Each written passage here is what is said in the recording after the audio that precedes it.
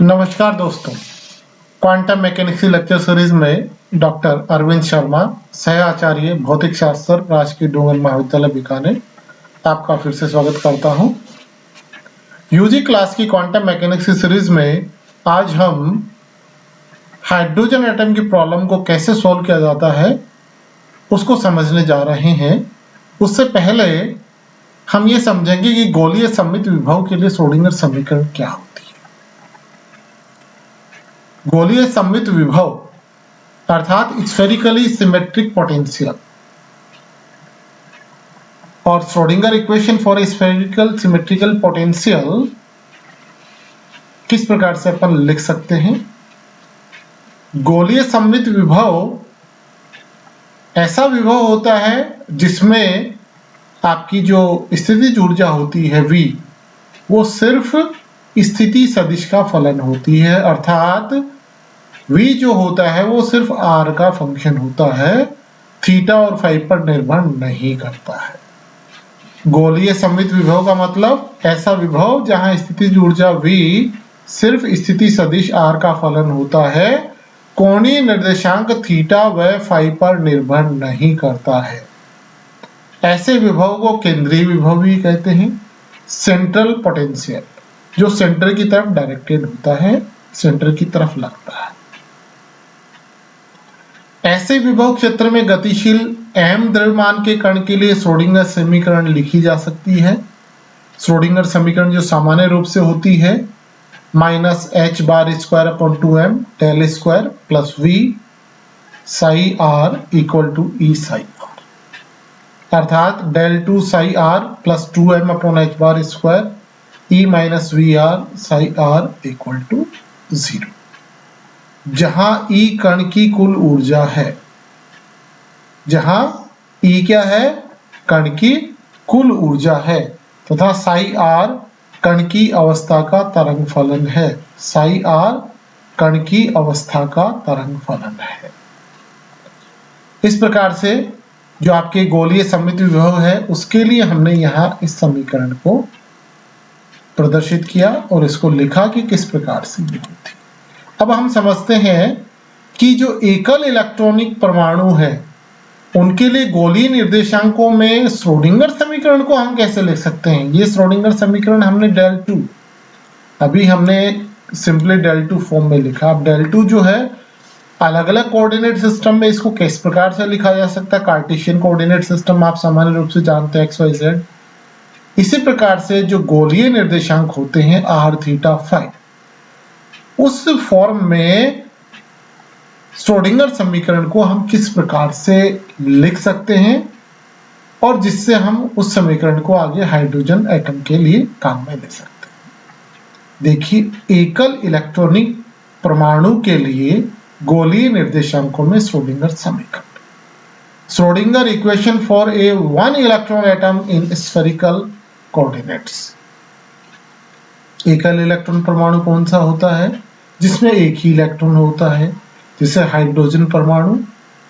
Helium plus, अर्थात helium में दो होते हैं, दो में से अगर एक इलेक्ट्रॉन को निकाल दिया जाए तो हीलियम प्लस 1 आयन बचेगा जो कि एकल इलेक्ट्रॉन परमाणु होगा।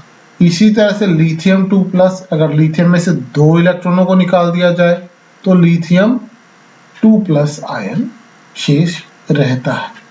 इस प्रकार से हाइड्रोजन, हीलियम प्लस आयन और लिथियम 2 प्लस आयन जो है वो इस प्रकार के परमाणु हैं जो एकल इलेक्ट्रॉन परमाणु है, और इनके लिए जो श्रोडिंगर इक्वेशन होगी वो एक समान होगी, सिर्फ Z का अंतर होगा। Z1 2 3 जो है इसका मान होगा।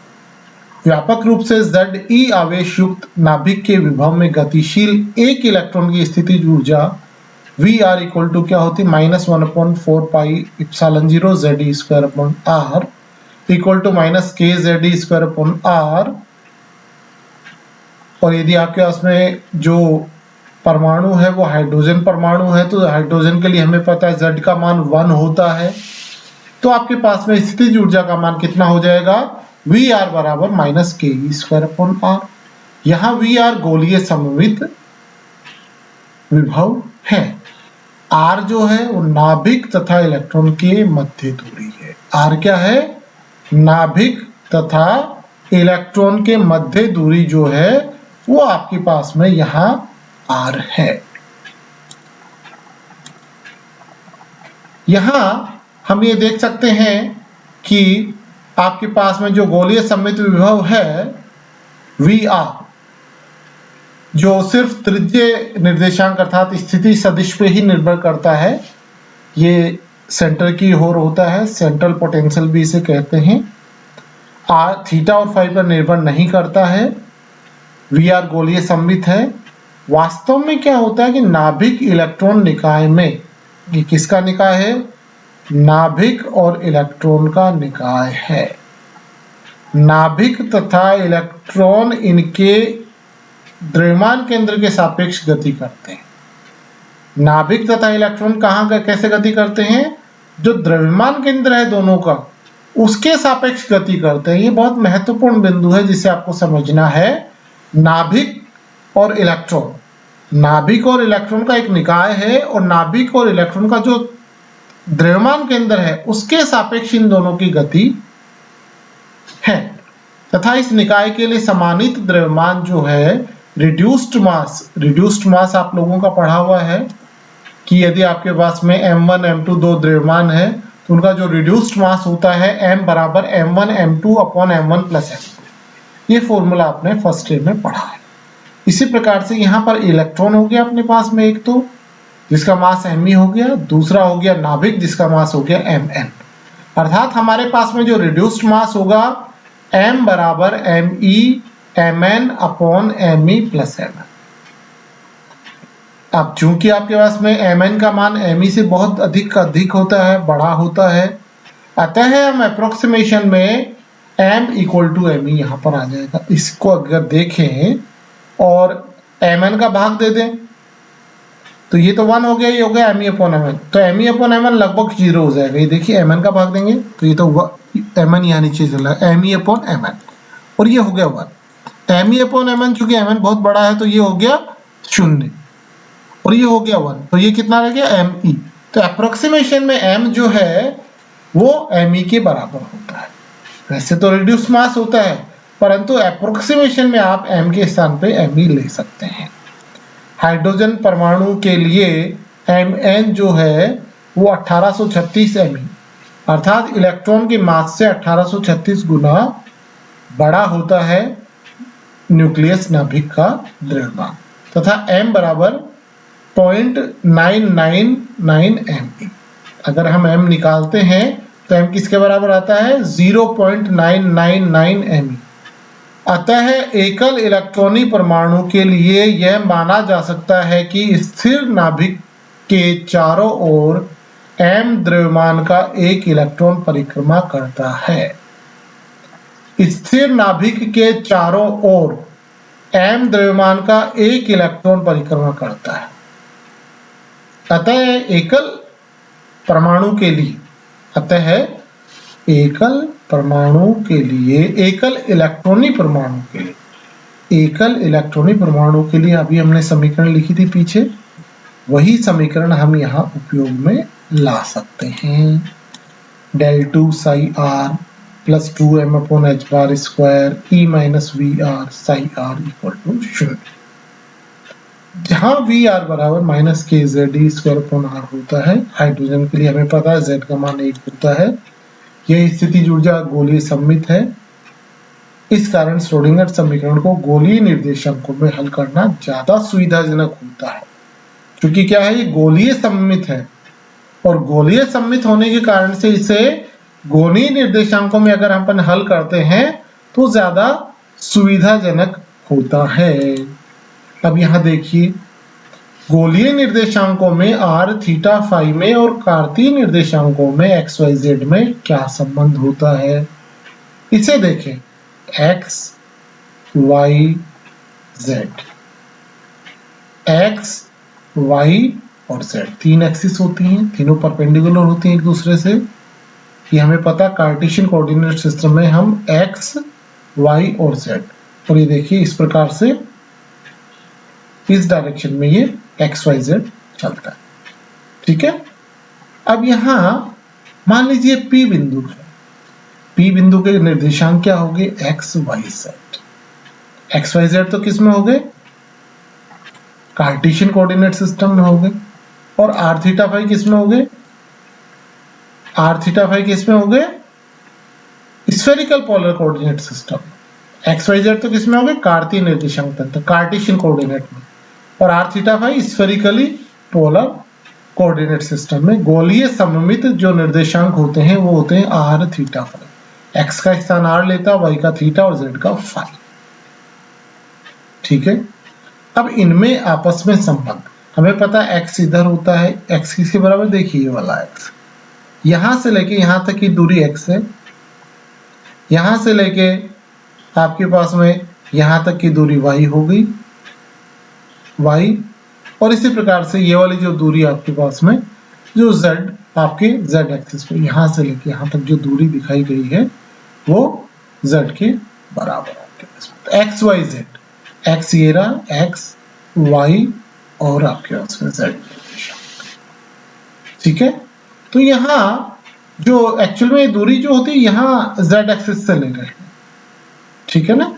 तो इसलिए ये जो दिखाने में इस प्रकार से आपको, चूंकि अपन सीधा नहीं देख सकते, अगर मैं कह दूं ये दूरी z है तो ये z नहीं है, ये यहां से यहां तक z नहीं है, क्योंकि ये 2 डायमेंशनल नहीं है, ये 3 डायमेंशनल है। तो आपको यहाँ इस बिंदु के परपेंडिकुलर यहाँ पर एक बिंदु ड्रॉ करना पड़ता है। इस प्रकार से आपको z दूरी आपके मिलती है, चूंकि z एक्सिस जो है वहां आप ये मान सकते हैं, ये देखिए यहाँ पे इस प्रकार से z एक्सिस से आपके, ठीक है। यहां देखिए अब आर थीटा फाई, ये आर है, ये थीटा है, आर जो है जो z एक्सिस से बना रहा थीटा, और फाई जो है x एक्सिस से, ये जो लाइन है, ये जो परपेंडिकुलर आपने यहां ड्रॉ किया है, ये x एक्सिस से जो एंगल बना रहा है ये है फाई। अब यदि हम यहां से देखें, ये r है तो ये तो r cos थीटा तो क्या z डायरेक्शन में, देखिए z बराबर क्या हो गया? r cos थीटा, चूंकि ये r है।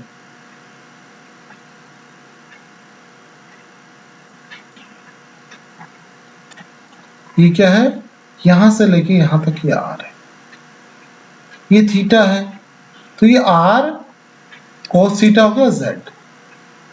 इसी r का कंपोनेंट अगर अपन परपेंडिकुलर डायरेक्शन में लें, कौन सी डायरेक्शन?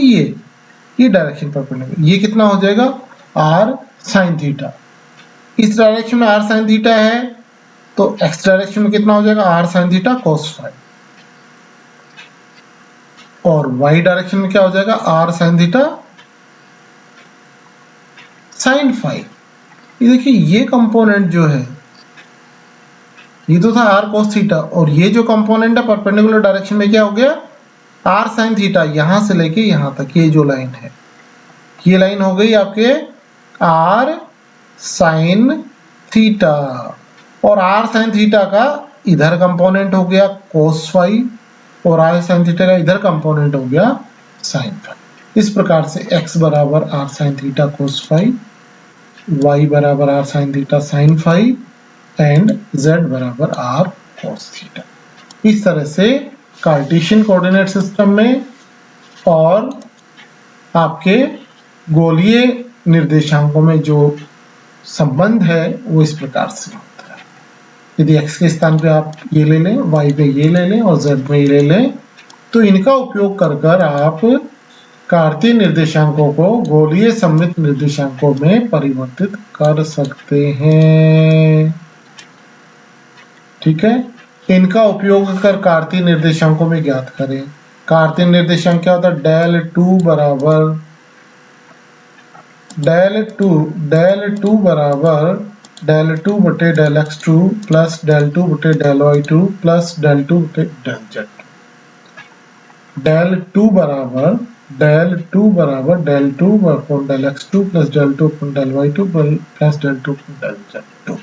ये तो नॉर्मली आप जो डेल स्क्वायर को आप लोग कार्तीय निर्देशांकों में लिखते हैं, तो ये लगभग आप 12th क्लास में बहुत बार इसको काम में ले चुके हैं, फर्स्ट ईयर में भी ले चुके हैं, सेकेंड ईयर में भी ले चुके होंगे। तो इस तरह से ये चीज तो बहुत कॉमन है।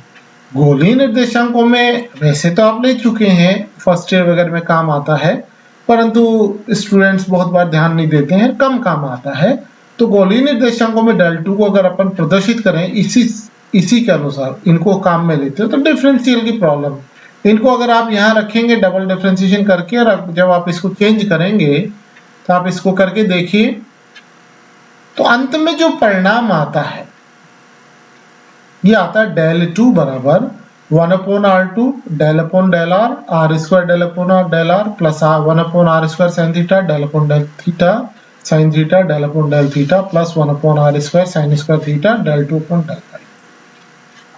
r की टर्म, थीटा की टर्म और फाई की टर्म। r की term double delta upon delta, delta upon delta अलग अलग है, delta upon delta theta, delta upon delta theta अलग अलग है, और del 2 phi upon del phi, अर्थात तीनों r थीटा फाई में डबल डेरिवेटिव है, del r और थीटा फाई।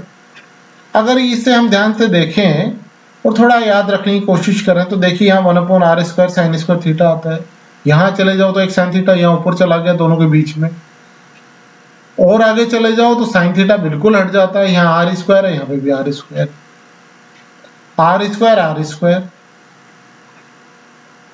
फिर क्या होगा, अगले टर्म में उल्टा करें तो यहाँ साइन थीटा यहाँ साइन थीटा, और आगे जाए तो साइन थीटा नीचे आ गया, r square sine square theta. तो आप किसी भी ऑर्डर में याद रखिए, यहां से इधर जाएंगे तो साइन थीटा ऊपर ले गए एक, फिर दोनों साइन थीटा को ऊपर ले गए उसकी जगह r स्क्वायर कर दिया। ये याद रखने का तरीका, किसी भी रिजल्ट को कैसे याद रखना है, आपको कोई कोरिलेशन आपको माइंड में सेट करना होगा जिससे आप उसको याद रख सकते हैं। टेक्निकली आप किस तरह से उसको किसी कोरिलेशन से याद रखने की कोशिश कर सकते हैं। तो इस प्रकार से del 2 जो है आपके गोलीय निर्देशांकों में किस प्रकार से लिखा जा सकता है, इसको यहाँ पे दिखाया गया है। तरंग फलन साई आर गोलीय निर्देशांकों में निर्भर करता है, अर्थात साई जो होता है आर और थीटा, आर थीटा और फाई का फलन, ठीक है। साई जो होता है आर थीटा फाई का फलन होता है। इस प्रकार से यदि हम एकल इलेक्ट्रॉनिक परमाणु के लिए del 2 का मान जो अपन ने निकाला था यहाँ, और साई को आर थीटा का फंक्शन दिखा दे, del 2 जो अपन ने फंक्शन लिया था और साई आर थीटा फाई, तो ये जो समीकरण है एकल इलेक्ट्रॉनिक परमाणु के ऊर्जा आइगन मान और संगत आइगन फलन ज्ञात करने के लिए हमारे पास में श्रोडिंगर समीकरण है। इससे हम आइगन फंक्शन और आइगन मान ज्ञात कर सकते हैं। इस प्रकार से हमने ये देखा कि एकल इलेक्ट्रॉन परमाणु के लिए श्रोडिंगर समीकरण को गोलीय निर्देशांकों में कैसे प्रदर्शित किया जा सकता है, इसे हमने निकाला है। इससे हम आगे इसके सॉल्यूशन निकाल सकते हैं जिसमें आइगन फलन और आइगन मान निकाले जा सकते हैं। धन्यवाद दोस्तों, क्वांटम मैकेनिक्स की लेक्चर सीरीज में फिर मिलेंगे। धन्यवाद।